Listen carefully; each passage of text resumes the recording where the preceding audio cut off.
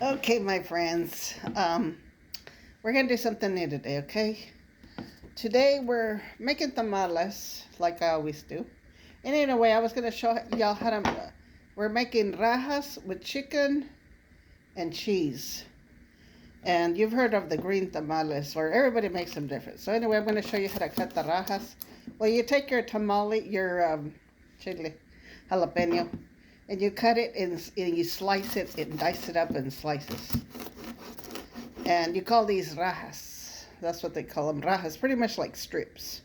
Kind of like if you were cutting fajitas. You're just making strips. And, ooh, my nose is itchy. Anyway, so you just cut your strips. And I cut it all with the green in it, everything. Because somebody told me that the green, the seed, it makes it hotter and spicier. Because I had made some for a friend, and she told me try them with the seed in them, and then I did, and then she says I like them that way more. She said because they're hotter and spicier. Anyway, so you take your chicken. I take a whole chicken and I boil the whole chicken all together. Once it's done, and you put your seasoning and everything as you're going. Once it's done, you go ahead and let it cool. You take it all off the bone. And if you cook it long enough, it gets real mushy and soft. You take off all the skin, all the bone. You feel it with your fingers. Make sure your hands are clean. And then you throw all that bone and skin away, everything. You make sure you feel it good. You're going to get off every itty bitty bone out of there. Every little tiny, whatever. Anyway, so I take any kind of skin, any kind of ugly stuff. And then you shred it, and then you have spiced it. I put my tamale meat spice in there, garlic powder and salt to taste, and any other spice you might like. I don't like the, there's some spices some people like. I don't like them because they make me burp up, and I don't like that. So anyway, so you take your chicken. Once you have your tamale, you have the rajas in there, the chicken, the jalapeno. I'm sorry, I'm losing my words here. Anyway, once you got the jalapeno in there, you spread your chicken across, and then you can use cream cheese or you can use mozzarella, or your kind of white cheese, queso blanco. And you just take your queso blanco and you spread it. And don't go overload on it, because you overload, you're not going to be able to close it, because there's a lot of stuff on there, right? So, and here's your cream cheese. You can buy any kind, but these are, at our store, you can get 3 for $4. So that's a good deal right now, because those are usually like $2 or two or more a piece. So if you can get in 3 for $4, hey. So you take your tamale and you close it in, and you're going to have your rajas, which is pollo con rajas y queso, or green chili, chicken green chili. So people got different names for them, whatever you're comfortable with. I prefer to use this cheese to the cream cheese, and I'll only use the cream cheese if they request it, because it is so much harder to cut cream cheese. And anyway, if you're afraid your tamale's going to come open, some people have said, what are the little strings for? Well, you use that, you cut yourself a little piece of like tamale ends that get used up, and then you go ahead and make your little knot with it, like so. See? It's like kind of like a little Christmas present. Anyway, I'm not doing nothing for Christmas. Y'all are making tamales. And you got your little copitas, like if you're selling your tamales, your little copitas, they sell these at the Dollar Tree, and you get like 4 for a pack or 5 for a pack, whatever. Used to be 10 for a pack, but Dollar Tree's no longer Dollar Tree, it's $1.25 tree. So, anyway, so you don't get 10 anymore, you get, I think, 4. And so, anyway, I buy these, and for the tamale orders I get. So there's 12 to a dozen. Some people are like, how many you get? There's 12 to a dozen. So see, I spread my tamales all the way. And I do add the juice, like the meat juice you have left over. Like say you cooked the whole chicken, you added all your spices. You take out all your meat, put it in a separate bowl, big bowl to debone it. Like, let me show you. Okay, this is my bowl. This is my masa. And my masa does come out orange because you do add your juices, which have all the spices in it. See?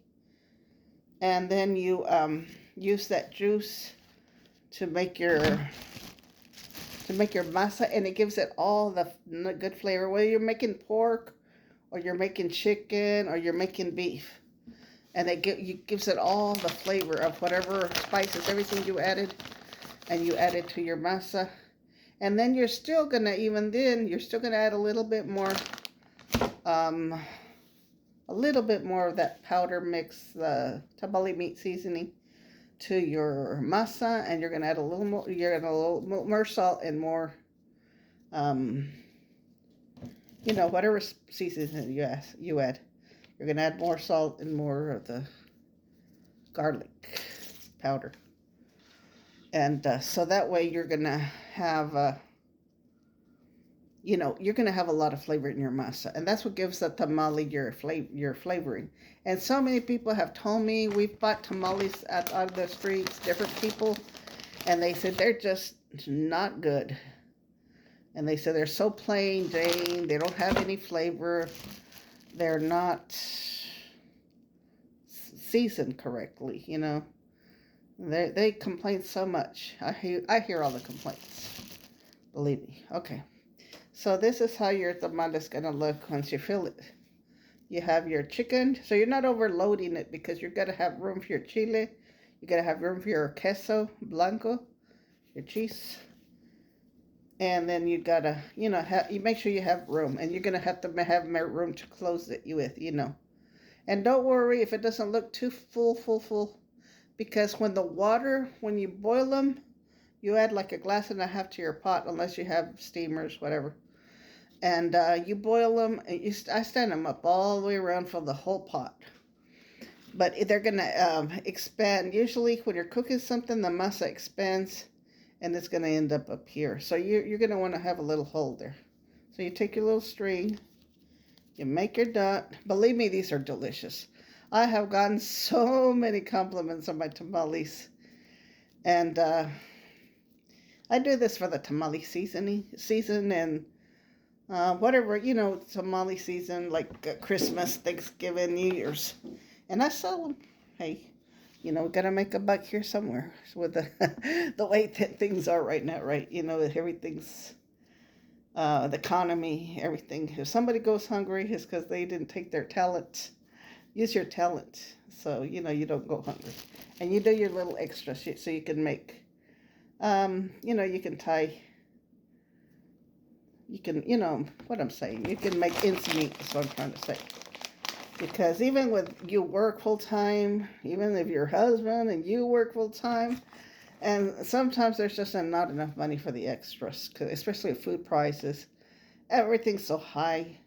So you got to make your money, So that's how you make your tamale. And they're not going to look super huge, because these corn husks are not that big. But plus I use my shears and I cut off like the uneven parts, the wrinkly parts. You got to wash them good. Take out all that corn here, the corn that looks like here. Corn here is what I call it. And then these pieces you didn't use, everything comes to use. When I cut the uneven parts and whatever, you got pieces that you didn't use. So I use these pieces for tying up my tamales. And look, this is how the bottom of my pot looks. I take out all the all the pieces that my pot's already looking old because I use it so much. But I have different pots, believe me. I just got to go get them at my other house because I recently moved back to Abilene. And I don't have everything I need here. So I got to go. Every trip I make back to my other hometown, so I go get what I need, what I didn't bring. And the other one's in my house too, so it's okay. It's not like if I'm leaving it at a rent house. It's my house too. But I got family that stay there, so it's getting put to use. So anyway, just keep repeating the process. Anyway, God bless you, and I'll see y'all in the next video when they're ready.